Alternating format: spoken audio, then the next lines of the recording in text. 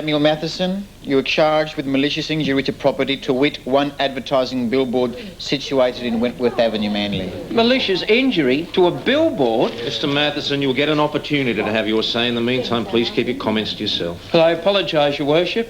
It's just that I find the actual wording of the charge rather ridiculous. Not without some cause, I grant you. However, that is the charge. How does your client plead, Miss Gray? Not guilty, Your Worship. The facts in the case are not in dispute, Your Worship. My client did spray a message on that billboard. However, his... If what I did is malicious injury, what do you call selling dangerous drugs to teenagers? Mr. Matthieson. Your Worship, the most dangerous drug in our society is not heroin, it's not cocaine, it is not even nicotine.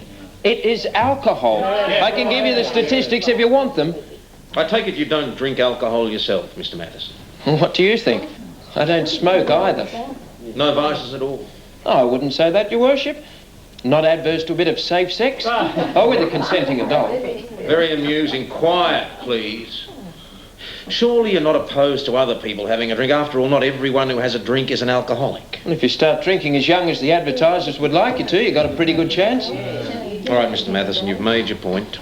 Look, if alcohol had just been discovered, it'd probably be illegal. That's right. I'm not going to ask for silence again. Constable, kindly remove Mr. Mathieson's supporters. And Mr. Matthieson, sit down and let Miss Gray finish. All I'm trying to do is point out society's hypocrisy. If you sell a relatively small amount of heroin, you could go to jail for life.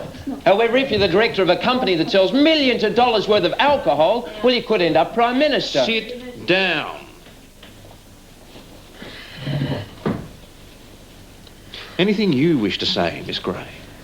Your Worship, only that my client's actions, though illegal in effect, were in no way criminal in intent. His motivation stemmed entirely from moral considerations. I therefore ask the court to treat him accordingly. Sergeant? I think the facts speak for themselves, Your Worship. Anything known, Sergeant? No, Your Worship.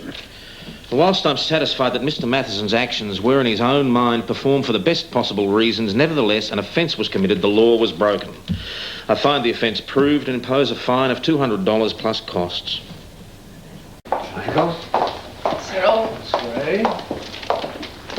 $200. Now, how is a poor struggling student going to afford that? He's not short of mates, and most of them look better off than me.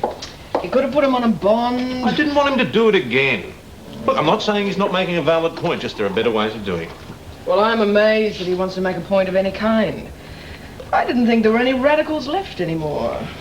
My impression of uni students is that they're all burning the midnight oil trying to get an MBA. So they can climb the corporate ladder. Exactly. Millionaire before you're 35.